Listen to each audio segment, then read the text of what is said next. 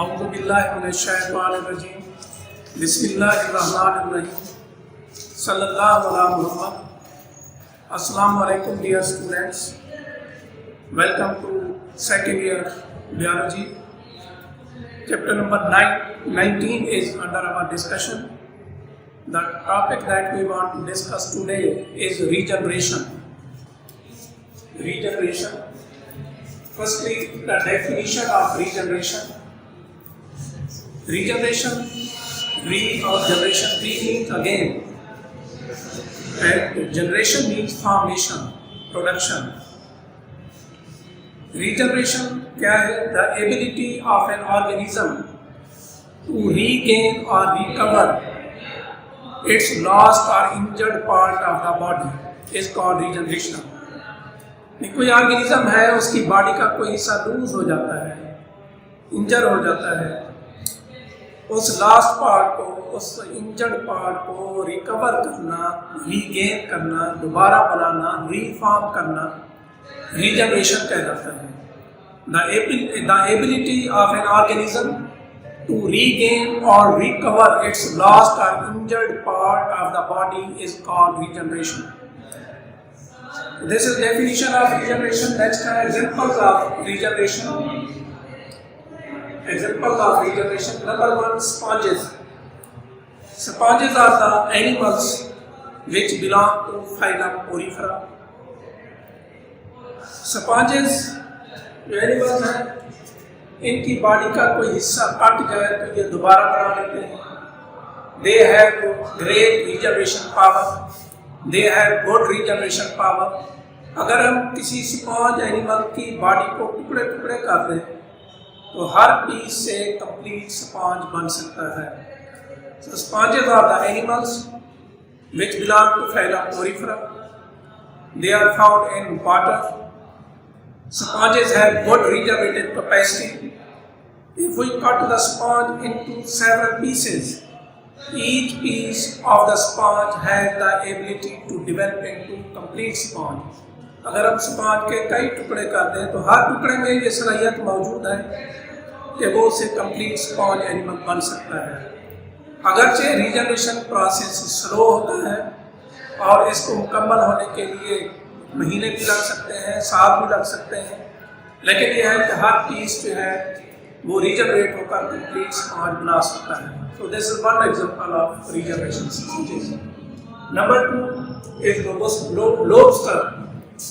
Lobster is also the name of an animal. It belongs to phylum Arthropoda. Lobster animal में कुछ हिस्से होते हैं और पिंसर क्लास कहते हैं. पिंसर क्लास किस काम आते हैं लॉबस्टर के? एक तो ये बैटलिंग विद प्रीडेटर्स, वो एनिमल जो इनका शिकार करते हैं उनके साथ ये बैटल करने में, फाइट करने में, लड़ने में इस्तेमाल होते हैं. दूसरे ये है कि लॉबस्टर फूड को कैच करती है पिंसर क्लास के जरिए से. In lobster animal pincer class are found. Lobster uses pincer claws for battling with its predators, and pincer claws are also used for catching food. अगर lobster का pincer claw amputate कर दिया जाए, amputate means cut कर दिया जाए, तो it has the ability to reform its pincer claws. तो ये pincer claw दोबारा बना सकती है. Number 3 example, starfish. Starfish is the name of animal. It belongs to phylum Echinodermata. जैसा कि इसके नाम से ज़ाहिर है कि इसकी जो शेप है वो स्टार जैसी है, इसलिए इसको हम स्टारफिश कहते हैं. जैसे स्टार में आप देखते हैं कि दरमियान में डिस्क सी होती है, फिर आर्म निकलते हैं, इसी तरीके से स्टारफिश में भी सेंट्रल डिस्क है और उससे 5 आर्म्स लाइन की तरफ निकलते हैं. अगर एक आर्म को एम्पुटेट किया जाए, काट दिया जाए, तो वो दोबारा बन जाता है. दूसरा आर्म भी एम्पुटेट कर दिया जाए, रिमूव कर दिया जाए, तो वो भी दोबारा बन जाता है. हत्ता कि अगर हम स्टारफिश को 5 हिस्सों में तकसीम कर दें इस तरीके से कि हर हिस्से में एक आर्म हो और थोड़ा सा हिस्सा सेंट्रल डिस्क का हो, तो हर हिस्से से कंप्लीट स्टारफिश बन सकती है. So it means starfish has good regenerative capacity. Next example of regeneration is earthworm. Earthworm, catchworm. Earthworm belongs to phylum Annelida. अगर अर्थवर्म का हेड एंड एम्पुटेट कर दिया जाए, काट दिया जाए, तो ये हेड एंड रीजनरेट कर सकता है, दोबारा बना सकता है. So earthworm is the name of animal. It belongs to phylum Annelida. If we amputate, if we cut the head end of earthworm, earthworm reforms its head end. Next example is planaria. Planaria is also the name of an animal. It is found in fresh water. It belongs to phylum Platyhelminthes. अगर planaria की body को दो halves में, दो हिस्सों में काट दिया जाए, तो जो हेड एंड है वो टेल एंड, और टेल एंड जो है वो हेड एंड बना लेता है. So planaria is the name of animal. It is found in fresh water. It belongs to phylum Platyhelminthes. If we cut planaria into two halves, each half will reform its last part. Next example है सालेमेंडर और Newt. इसका जिक्र पहले भी हो चुका है. सालेमेंडर belongs to class amphibia. जिस क्लास से फ्रॉग का ताल्लुक है उसी क्लास से सालेमेंडर का ताल्लुक है. सालेमेंडर का दूसरा नाम है newt. Salamander has very good regenerative capacity. अगर सालेमेंडर या न्यूट का कोई लिंग यानी टांग काट दी जाए तो ये दोबारा बना लेता है. इसकी टेल काट दी जाए, टेल बना लेता है. कोई बोन एम्पुटेट कर दी जाए, बोन बना लेता है. तो इस तरीके से कोई भी पार्ट सालेमेंडर या न्यूट की बॉडी का एम्पुटेट किया जाए यानी काटा जाए तो it reform its last part और remove part. Next animal lizard, छकली. लिजर्ड जो है, छकली जो है, आप देखते हैं कि वो आसानी से उसकी टेल लूज हो जाती है. अगर इसकी टेल लूज हो जाए, रिमूव हो जाए, तो ये अपनी टेल या दोबारा बना लेती है. So lizards can lose its tail very easily, but it has the capacity, it has the ability to reform its tail. Next example regeneration की है plants. Plants also have good regenerative capacity. आप देखते हैं कि plant के कुछ हिस्सों से हम न्यू कंप्लीट प्लांट बना सकते हैं, और इस मेथड को हम प्लांट प्रोपेगेशन भी कहते हैं. प्लांट के स्टेम का कोई हिस्सा, रूट का कोई हिस्सा काट दिया जाए कलम की सूरत में, तो उस पीस ऑफ स्टेम से, पीस ऑफ रूट से कंप्लीट प्लांट बनाया जा सकता है. हत्ता कि प्लांट का कोई भी सेल ले लिया जाए तो each cell of the plant has the ability to develop into a new complete plant. So in this way plants also have good regeneration capacity. Next healing of fractures and repair of skin wound.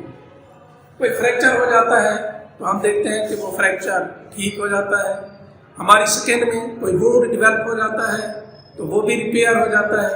तो repair of skin wound और healing of fracture is also example of regeneration.